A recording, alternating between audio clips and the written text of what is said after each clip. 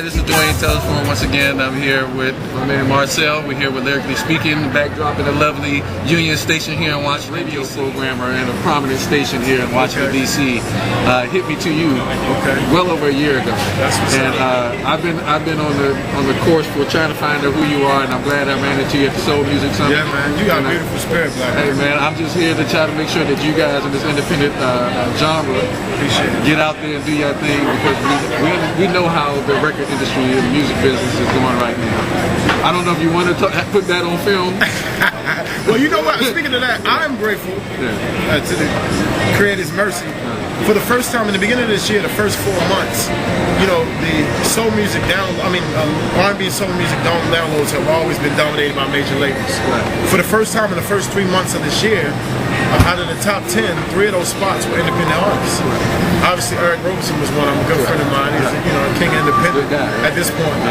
No, I'm joking. No pressure. I'm just happy, brother. I don't want no trouble. But Marcelin the Truth for 3.5 months were in the top 10 for downloads, Soul Tracks and a few other sites against majors. So I don't know.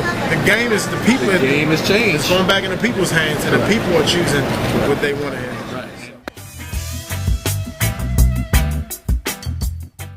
I mean, the component of the truth, the musicians are still going to be with me. We're writing together.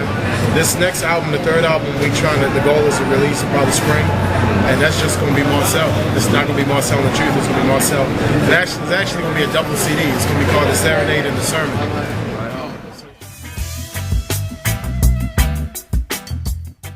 Sting, the singer, said that each album should be harder to write than the last if you're really an artist.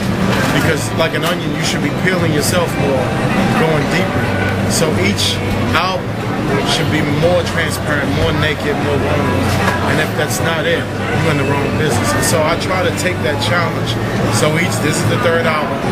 And man, Sade said I almost feel bipolar when I'm writing an album. And I understand, because I've done a lot of crying, a lot of prayer walks at 5:30 in the morning trying to make sense of things with God.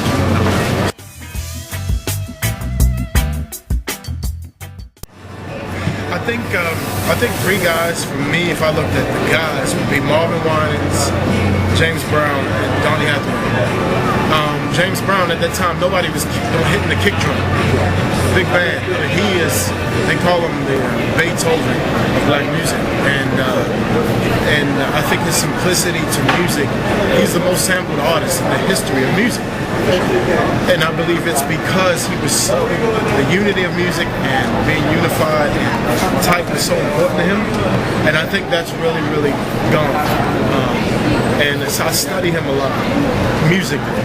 I studied Donny Hathaway and Bill Withers for nakedness as a man.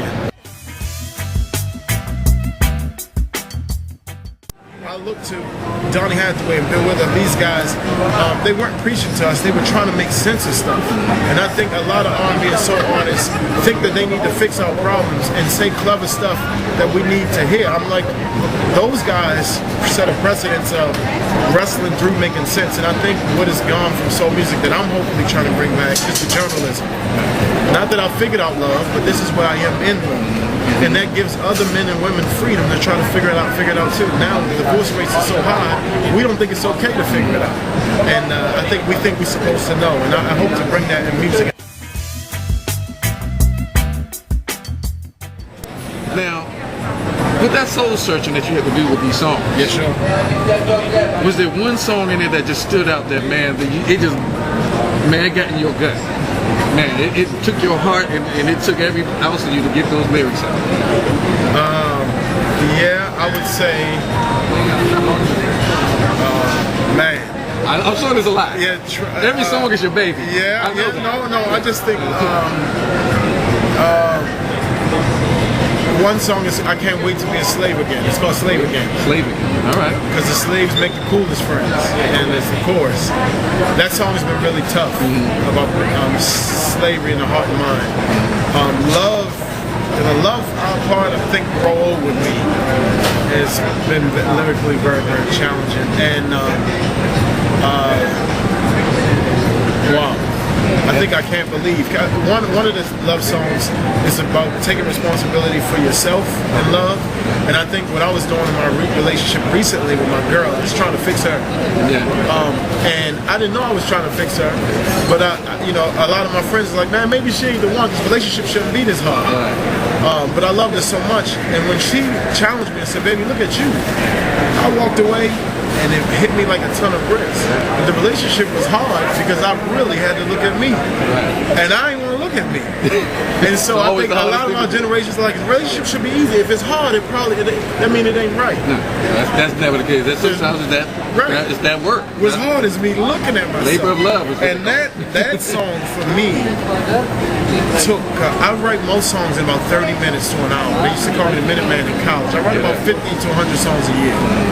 That one took me about a month of just, there was times I fell asleep trying to write a line. So, this album, yeah, I don't know, I'm excited. We'll see. All right.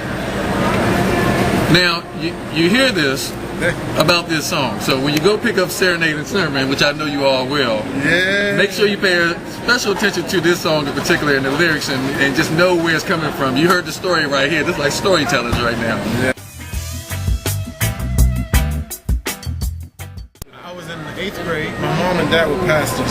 My grandfather was a bishop. And I came home and I was pissed. I threw my bag down.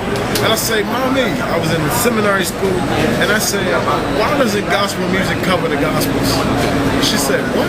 I said, on Sunday mornings, y'all talking about finance, sex, money, power, religion, racism. But when I hear gospel music, all I say is God is good. And when I read in the Gospels, it talks about sex, money, power, religion, government. It talks about anything you name is covered. So why isn't gospel music covering the Gospels? And my mom said, she was eating and she looked up and she said, why don't you do it? So she let me sing my first song in church called Can Money. And then I started performing. And then the church people started saying, what the heck is that, secular? The secular cats started saying, what the heck is that gospel? And my audience just started being white, black. What breaks a lot of people's mind is half my audience almost every time is men. And because I write my music, honestly, women might not want to hear this. And most of my female fans don't know this. I write for the men. I think a lot of R&B soul artists are writing to manipulate the women, make a couple dollars on them. I write for the men. If the men get free, we all good. If the men get free, we all good. Women are happier, children are stronger, sex is better when the men are men. When a man touch you and a little boy touch you, it's a different touch. That's all I'm saying. So I write my music for the men, especially the men who are fighting to be men and feel alone. I write my music to encourage those guys. So hopefully I answered your question. My sermon, my pulpit is y'all stages. It's around the world. And so my music initially, I called it truth music. But we needed to put it in a genre, so the people just threw it in soul music. Marcel and the Truth. And that wasn't even the name I gave myself. A couple of local promoters would say, here come Marcel and his truth. Right. And that's how I got the name. So it just kind of grew and it stuck. So, but if I had my choice, y'all gonna hear going forward, y'all just gonna hit Marcel. I'll let y'all decide whether it's the truth or not.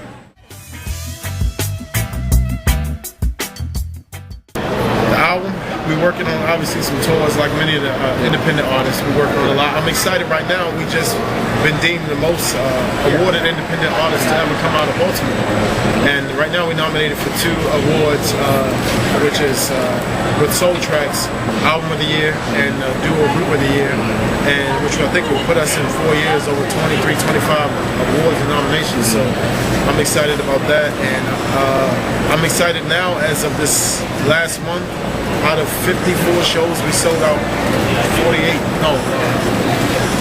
almost 50. So allegedly we broke some kind of tri-state record for most sold out shows. So hopefully the fans keep loving it and it keeps going. I look forward to seeing more of you. No doubt, Black. And you just keep pushing, selling that music, man. I look forward to that Serenade and Sermon, brother.